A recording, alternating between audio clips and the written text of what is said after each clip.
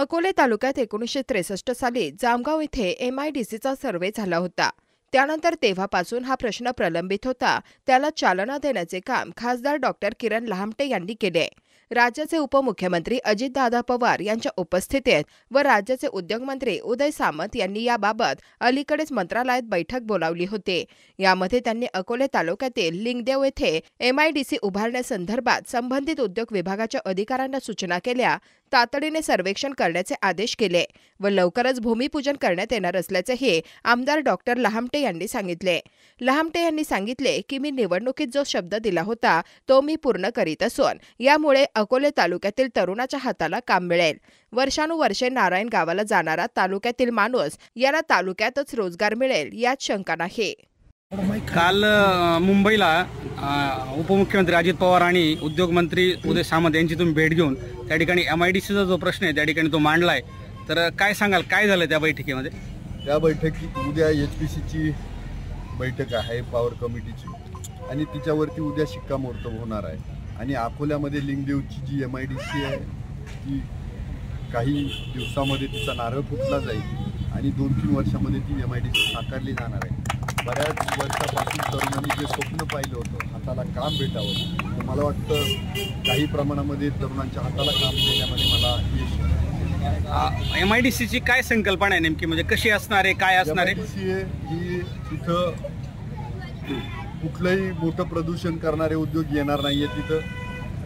तिथं chemical industries येणार नाही आहेत. म्हणजे पर्यावरणाचं संतुलन राखून तिथं ती MIDC उभी राहणार आहे.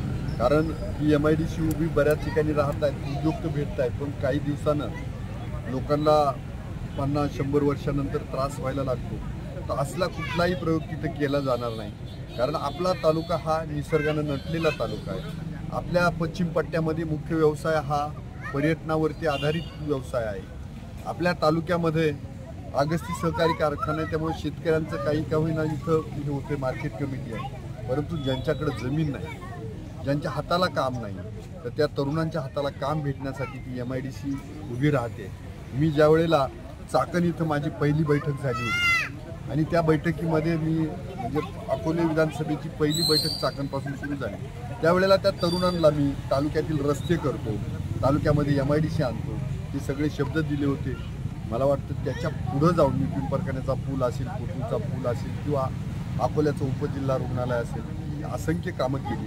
पण माझ्या दृष्टीनं हा MIDC हा माझ्यासाठी खूप महत्त्वाची बाब आहे. कारण अकोल्याच्या MIDCची 1963 साली पहिला सर्व्हे झाला होता जामगावला, परंतु म्हणजे शिन्नरच्या MIDCच्या आधी. पण मधल्या काळामध्ये कोणत्याही आमदारांनी ह्या बाबीकडे लक्ष दिलं नाही. माझ्या माध्यमातून आदरणीय अजित पवार साहेबांच्या माध्यमातून किंवा उदय सामंत उद्योगमंत्री यांच्या माध्यमातून MIDC येते आहे. खरं त्या नेत्यांचं मनापासून मी धन्यवाद मानतो, कारण त्यांच्यामुळं मला ह्या जिंकलीला माझी आशा. दुसरा प्रश्न असा होता, काचेचा पुलाचा जो प्रवास आहे तो कुठपर्यंत आलाय? कारण लोकांच्या मनामध्ये उत्सुकता आहे, कारण पर्यटनाला त्यामुळे मोठी चालना त्या ठिकाणी मिळणार आहे. काचेचा पूल साधारणतः ऑक्टोबर महिन्यामध्ये, म्हणजे त्याचा खरं तर तो आपल्या महाराष्ट्रात हा पहिला किंवा दुसरा पूल, याच्या आधी काचेचा पूल कधीच केला नाही. आणि त्यामुळं त्या टेक्निकली काम करणारी माणसं पण खूप कमी आहेत. आणि ज्यांच्याकडनं करायचं आहे त्याच्याकडून इतकं चांगलं काम करायचं आहे. कारण काचेचा पूल केला आणि एखादा प्रसंग जर घडला तर सगळं खापर माझ्यावरती किंवा त्या एजन्सीवर फुटलं जाईल. म्हणून आम्ही त्या सगळ्या काळजी घेऊन साधारणतः ऑक्टोबर महिन्याच्या दरम्यान प्रत्यक्षात त्याचं काम